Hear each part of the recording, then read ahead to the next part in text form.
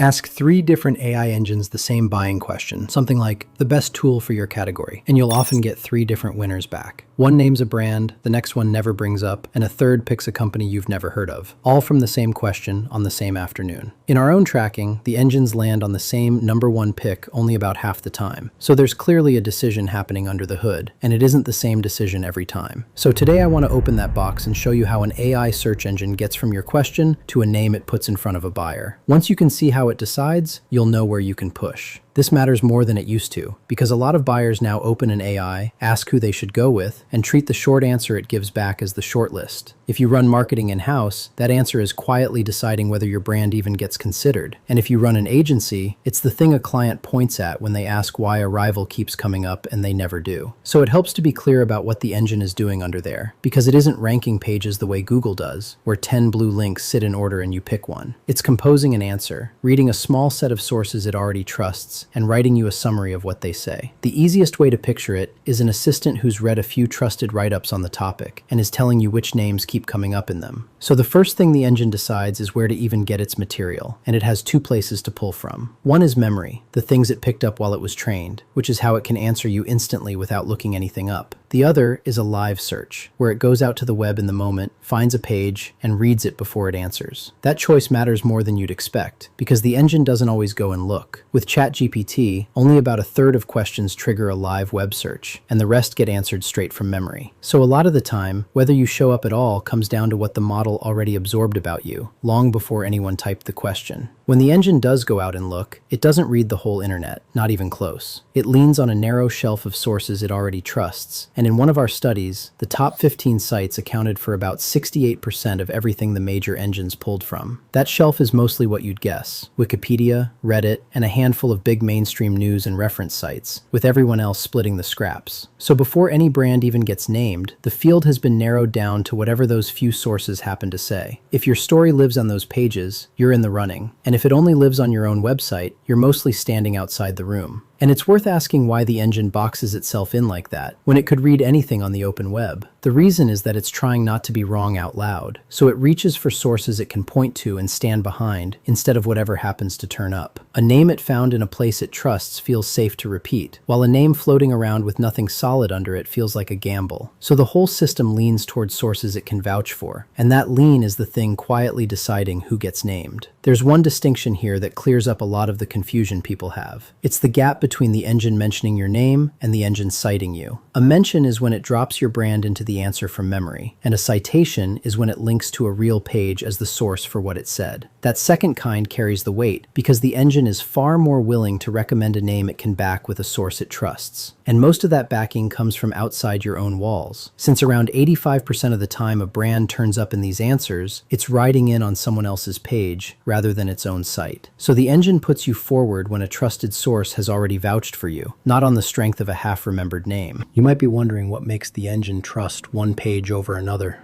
when the web is full of pages saying roughly the same thing. A few things tip it. The first is shape, because a page that answers the exact question right in its opening lines is easy to lift, and content built that way is around 4 times more likely to get pulled into an answer. The second is whose voice it's in, since an outside review or a community thread reads like a verdict, while your own site reads like a sales pitch the engine trusts less, which is why ChatGPT only points back to a brand's own website about a quarter of the time, and Gemini leans on it even less than that.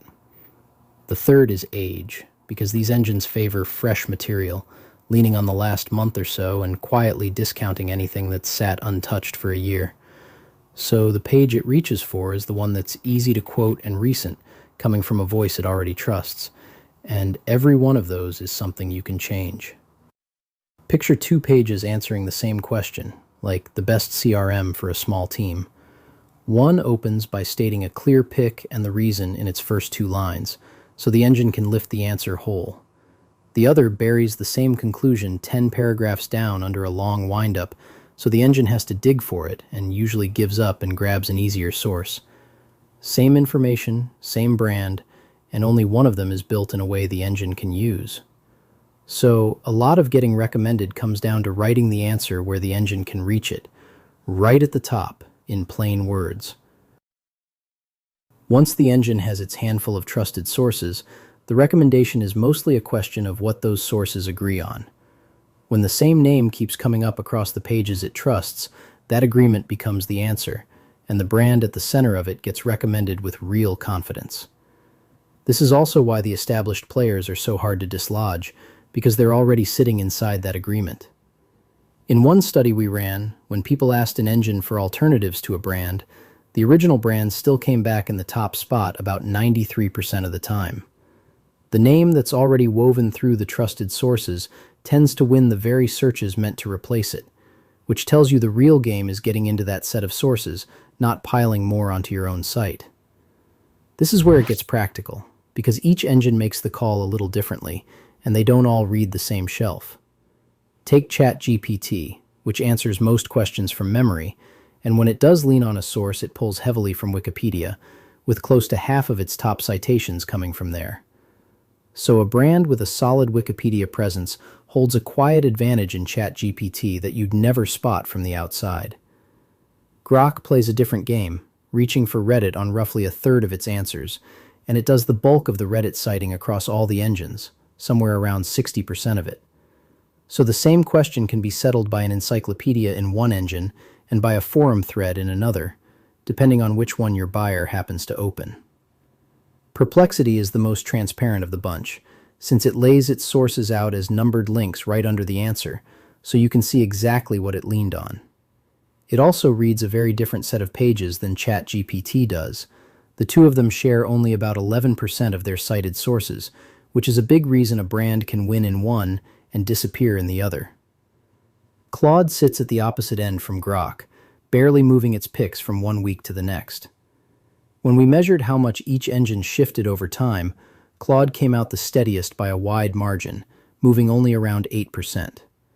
So whoever Claude already trusts tends to stay parked at the top, which cuts in your favor or against it depending on who that is. And this is the part most people miss, that the decision isn't even fixed for a single engine. Ask the same question on Monday and again on Thursday with nothing changed, and the answer can move on you. When we ran an identical query through ChatGPT 3 weeks in a row, the number of brands it cited went from 23 down to 12, then back up to 14 on the exact same input. Claude, true to form, sat at 6 citations all 3 times without flinching. And across the engines together, they agreed on a single top pick only about half the time, week after week. So a recommendation is a sample of what the engine thinks in that moment, which is why checking once and calling it settled will steer you wrong. So if you put all of that together, what the engine is deciding comes down to which trusted sources it's reading and which names those sources agree on. And that picture shifts by engine and over time. So the lever is no mystery. You get your brand into the sources it already trusts in a form that's easy to quote, and you keep it current. And you check it the way it behaves in the wild, across several engines and on a repeat schedule, rather than trusting one answer on one day. You can do a rough version of this for free right now by writing down the handful of real questions a buyer would ask, then putting each one into ChatGPT, Gemini, Perplexity, and Grok, one engine at a time. Ask each one to show its sources, note which brand it picked and which pages carried that pick, and save the whole thing so you can run it again in a couple of weeks.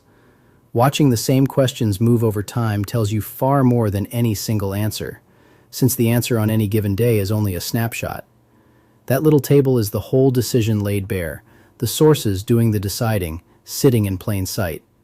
Keeping that table current by hand is real work, though, because the answers drift week to week, and there are 5 engines to keep an eye on. That's the core of what a tool like Loudmink does, running your questions through ChatGPT, Gemini, Perplexity, Claude, and Grok, and showing which name each one gives back and which sources it pulled to get there, so you're not logging it all by hand. And if you want to go a level deeper and reverse engineer the one competitor who keeps beating you, I walked through that in a separate video, plus another one on the actual steps to get yourself into these answers. Today was about the machine underneath all of it, so you can recognize what you're looking at when you run the check. So when an AI hands someone the best options in your category, what's behind it is pretty ordinary. It's reading a small set of sources it trusts in that moment and repeating the names those sources agree on.